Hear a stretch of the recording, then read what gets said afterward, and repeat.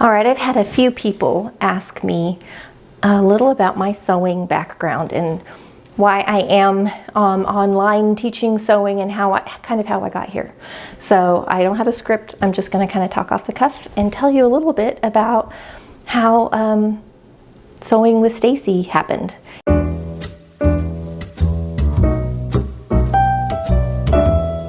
And how in my early 50s, I'm here online teaching you sewing. So it started all the way back when I was 8 years old and driving my mom crazy because I wanted to sew. I've always been a creative person. I was always drawing costumes and playing with paper dolls and drawing new paper doll clothes for my paper dolls and making Barbie outfits out of socks and scraps of fabric and all kinds of things. So that's always been who I was.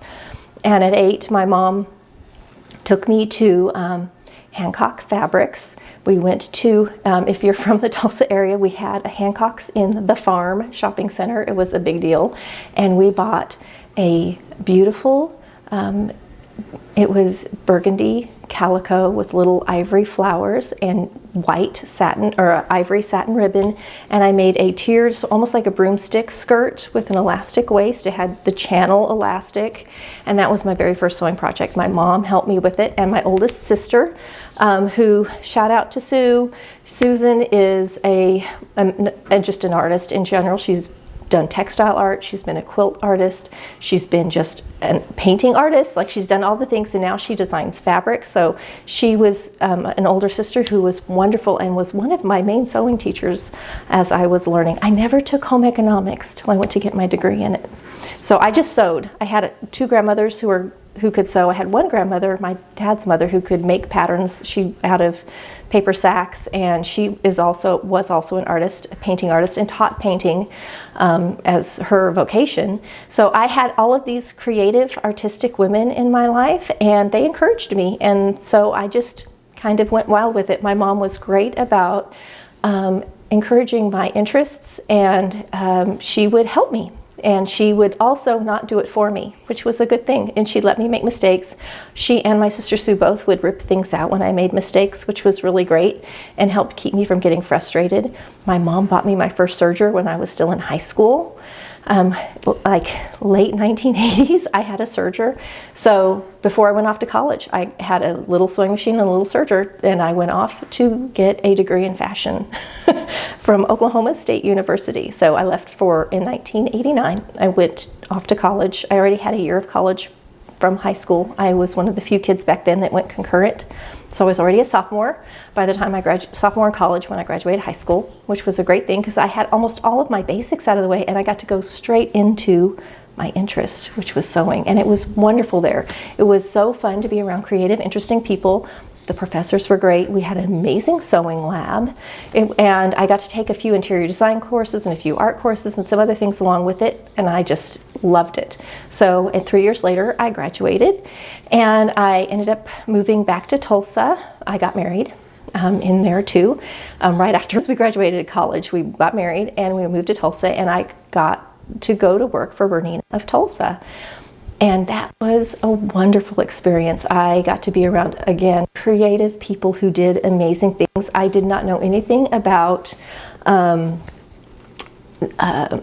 sewing. I didn't know that was a thing. I knew a lot about fashion sewing and costume sewing, and I did not know about this whole thing, heirloom sewing. I learned to smock. I learned about insertion lace. I learned how to tat.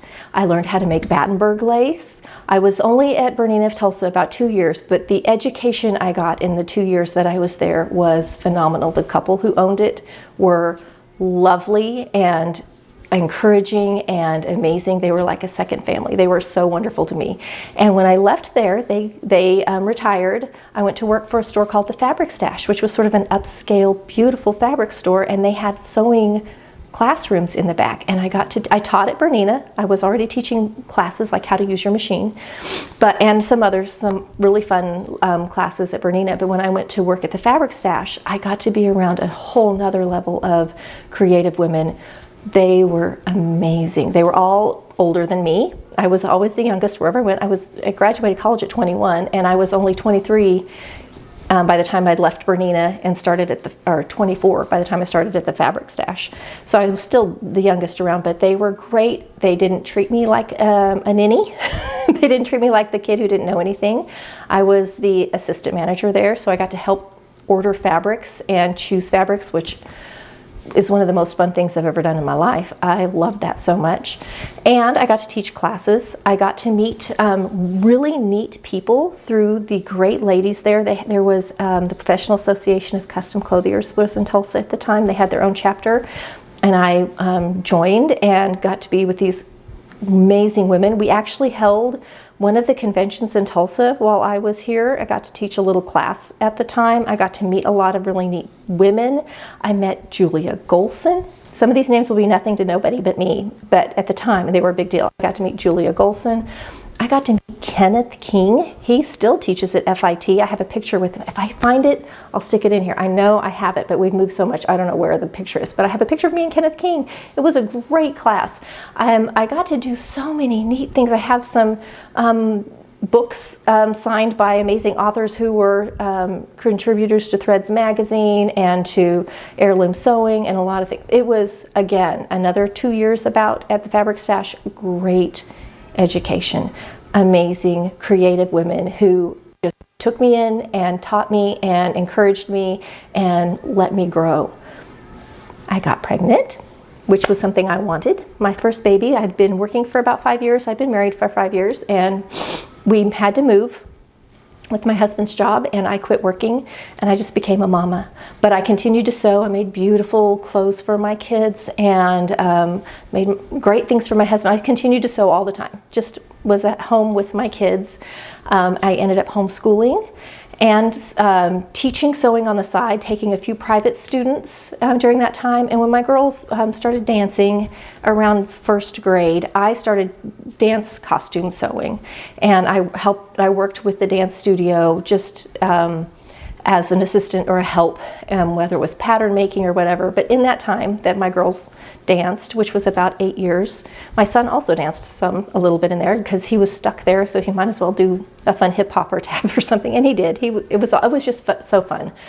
I sewed over 1,000 costumes in that time, tutus and dirndls and you name it. I probably made it. It was really fun and interesting and a new education because it wasn't about making a beautiful bound buttonhole and the perfect stitching. It was about making something that would hold together while they were on stage and look great, and it didn't have to be perfect. It didn't have to have perfect hems. It did. I was pretty picky, and the lady I sewed with, who was the dance teacher's mother, actually, we made almost all the costumes for all of the kids at the dance school, and there were lots. It was a lot, and that was a really fun time.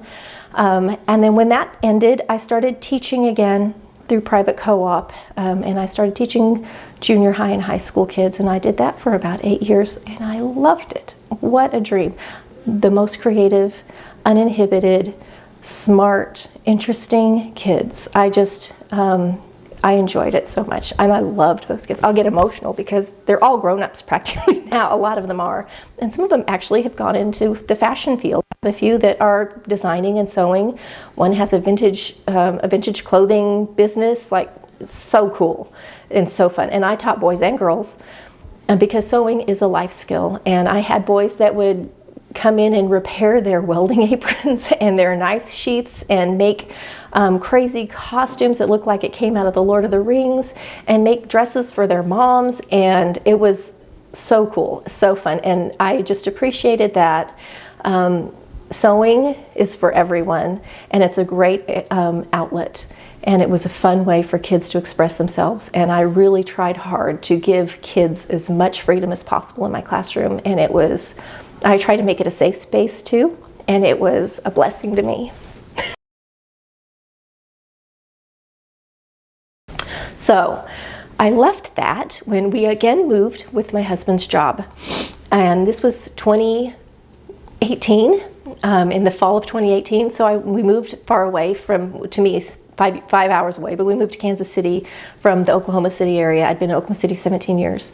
When we got to Kansas City, it took me a little while. I wasn't teaching. I was just sort of on my own. I'd left my whole community behind, and it was pretty lonely. And I sort of had 1 or 2 friends, but I was pretty on my own. And then COVID happened. And talk about shutting you down. I already didn't really know anybody, and so I was in a town where I didn't know anybody. I didn't have a community, and I was alone. And that's when I started YouTube. Now, I had already made like 2 or 3 videos and not done much with it. They're fine. My son actually filmed my first sewing video of this, the pillowcase video. It's very long, but my son, who was like 12 at the time, he did a lot of the filming for it, and we edited it very basic and put it out there.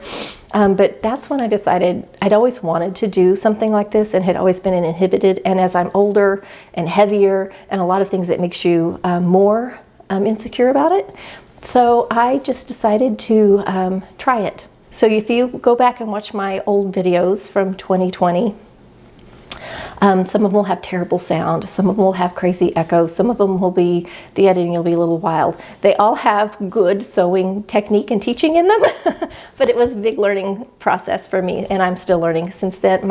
And I will say my husband has been so encouraging and so supportive of this. As I went from 20 subscribers to 200 subscribers, he was like, well, we probably need a better camera. And he got me a nicer camera, which is what I'm filming on now. And you might need this. And he's been encouraging and so supportive. And I appreciate that, because actually I have found that I love teaching. I've always known I've loved to teach, but I love teaching all of you. And I feel like I have a whole new community through YouTube and through these great sewing people that I'm meeting, men and women of all kinds and all ages, and it's a blessing to me. It's been a very big blessing to me, and I'm always learning. I learn something new. There's a lot of people on here who are very experienced sewists, and they just like to have a sewing buddy to hang out with while they're working on their projects, and they listen to the videos, and they leave great comments and tips in the comments below. So if you get hung on something, somebody may have said something about it down below or answered a question for you, because the sewing community here is pretty amazing. I have a Facebook sewing group, and I thought I had heard that Facebook was where people really engage with each other, but I haven't seen that to be true, and I'm not a big Facebook person. It's not my favorite place to go. I'd much rather be on Instagram or YouTube. That's just the way it is, and I feel like that seems to be the way most of you are too. But you can find me on Instagram. I do post like mini hauls. Sometimes, like this shirt, I made the shirt a couple more times, and I posted the pictures on Instagram. So if you want to see that, that information's down in the description below. If you want to see my Instagram and see what else, you'll also get a little like behind the scenes, a little more of my personal life. Not a lot. I'm kind of careful about that, but some stuff. So that's. I kind of glossed over my education, but I got a degree in home economics. That's what it was called at the time. And my major was fashion design and manufacturing. That was my major.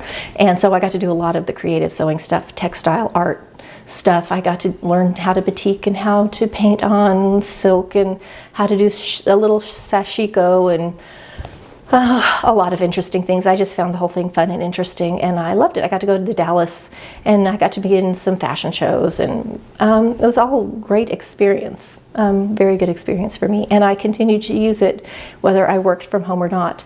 Another thing I didn't mention, just because, I just didn't think of it till just now, but when my girls I had 2 littles at home, I had an online lingerie business.